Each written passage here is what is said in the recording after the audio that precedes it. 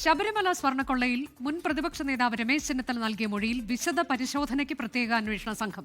രമേശ് ചെന്നിത്തലയ്ക്ക് വിവരങ്ങൾ നൽകിയ വ്യവസായിയിൽ നിന്ന് വിവരശേഖരണം നടത്തും.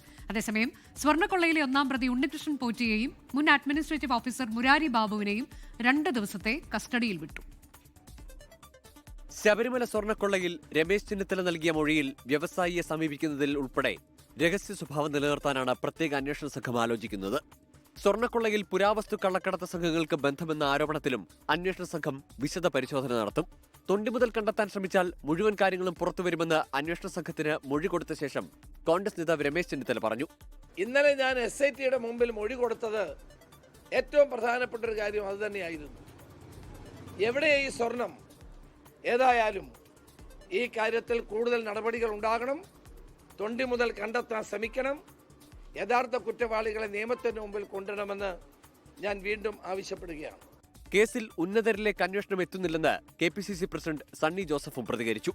ഹൈക്കോടതി ആവർത്തിച്ചു പറഞ്ഞു ഉന്നതന്മാർ ഇനിയും ഉൾപ്പെട്ടിട്ടുണ്ട് എന്ന് പറയുമ്പോഴും ആ ഉന്നതന്മാരിലേക്ക് എത്തുന്നില്ല.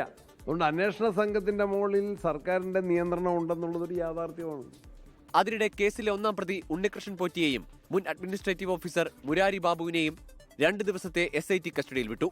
ഉണ്ണികൃഷ്ണൻ പോറ്റിയെ കട്ടളപ്പാളി കേസിലും മുരാരി ബാബുവിനെ ദ്വാരപാലക ശില്പക്കേസിലുമാണ് അന്വേഷണ സംഘം കസ്റ്റഡിയിൽ വാങ്ങിയത്. കേസിൽ മുൻ എക്സിക്യൂട്ടീവ് ഓഫീസർ സുധീഷ് കുമാറിന്റെ 2 ജാമ്യാപേക്ഷകളും വിജിലൻസ് കോടതി തള്ളി. സുധീഷിനല്ല, തിരുവാഭരണം കമ്മീഷണർക്കാണ് ഉത്തരവാദിത്തമെന്നായിരുന്നു പ്രതിഭാഗം വാദം. എന്നാൽ ഉദ്യോഗസ്ഥൻ എന്ന നിലയിൽ സുധീഷ് കുമാറിനും പങ്കുണ്ട് എന്നാണ് പ്രോസിക്യൂഷൻ വാദിച്ചത്. വിവിധ ബ്യൂറോകൾക്കൊപ്പം ന്യൂസ് ഡെസ്ക് 24. ലോകത്തെവിടെയായാലും ഏത് സമയത്തും 24 വാർത്തകളും ഓഗ്മെന്റഡ് റിയാലിറ്റി പാക്കേജുകളും എക്സ്പ്ലെയിനറുകളും വിശദമായി കാണാൻ ഞങ്ങളുടെ YouTube ചാനൽ നിങ്ങൾക്ക് സബ്സ്ക്രൈബ് ചെയ്യാം.